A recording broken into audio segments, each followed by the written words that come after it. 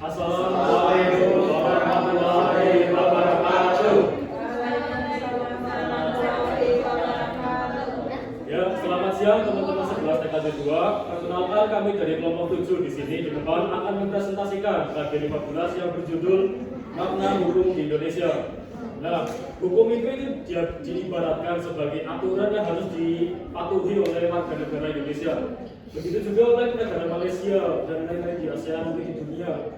Jadi hukum itu tidak terpaku hanya di Indonesia. Di setiap negara itu ada, tetapi sekali lagi yang namanya perbedaan itu pasti ada dan di setiap negara itu pasti berbeda-beda juga. Jadi kami di sini kan kelompok 7 akan mempresentasikan kepada teman-teman mengenai makna hukum di Indonesia. Sebelumnya, perkenalkan saya Apriliana Gula Pratama, nomor absen 5 sebagai ketua kelompok 7. Saya Maulana Syakir Islam, absen. Saya Produksi Margadan, absen 6. Saya Amin Belajar, absen 1. Saya Sabar, absen 9. Ya, masuk ke poin pertama. Makna dan karakteristik hukum. Ya. Nah,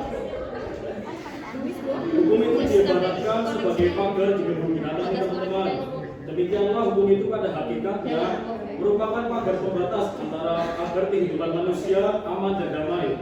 Hukum juga memiliki banyak segi dan bentuk sesuai dengan pendapat dari Van Appeldoorn. Yang pertama, peraturan tingkah laku mengenai tingkah laku manusia dalam sebuah masyarakat. Jadi tingkah laku dari manusia-manusia itu sendiri diatur dalam suatu hukum juga sebagai normal lah ibaratnya.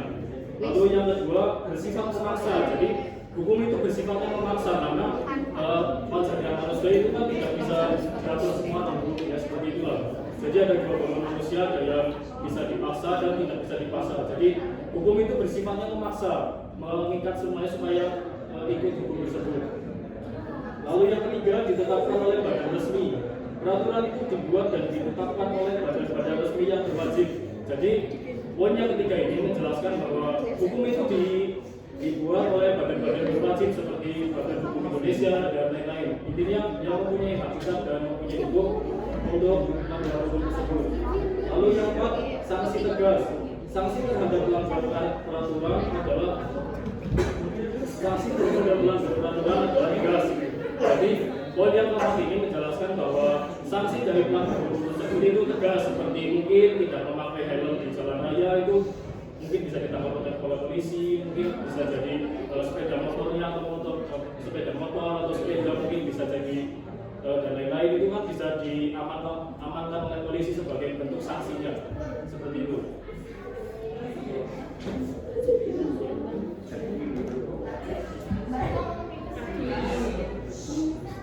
Di sini ada tugas ketentuan hukum, yaitu ada 3. Yang pertama, menjamin kepastian hukum di masyarakat. Yang kedua, menjamin ketertiban dan keadilan. Menjamin ketertiban, ketentraman, kedamaian, keadilan, aturan, kebahagiaan, dan kebenaran.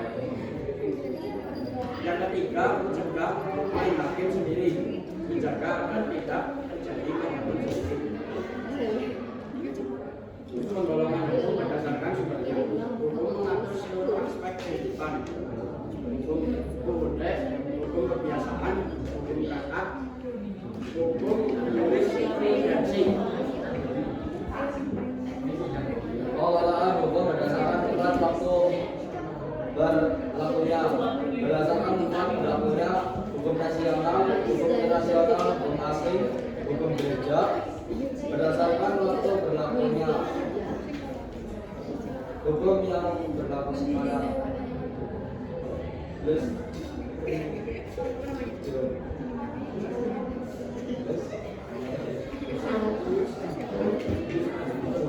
Yes, kami contoh hukum yang akan berlaku. Pengelolaan hukum berdasarkan cara mempertahankan sifat, wujud, dan isi. Cara mempertahankannya hukum material, hukum formal berdasarkan wujudnya, hukum objektif, hukum subjektif. Berdasarkan sifatnya, hukum yang memaksa, hukum yang mengatur. Berdasarkan isinya, hukum publik, hukum privasi. Selanjutnya Anda memahami sistem peradilan di Indonesia. Makna lembaga peradilan. Lembaga peradilan adalah lembaga yang menjadi wahana untuk mencari keadilan dan haknya sesuai ketentuan hukum. Dasar terbentuknya lembaga peradilan: Pancasila, Sila kelima, Undang-Undang Republik Indonesia Nomor 3 Tahun 1997, Undang-Undang Dasar Negara Republik Indonesia 1945, Bab 9 Pasal 24 Ayat 1, 2, 3, Undang-Undang Republik Indonesia Nomor 31 Tahun 1997.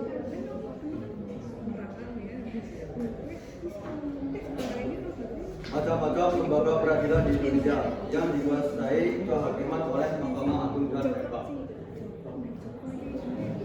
Menampilkan sikap yang sesuai dengan hukum, karakteristik hukum, adanya perintah dan larangan, dan kedua hal tersebut harus dipatuhi oleh semua orang.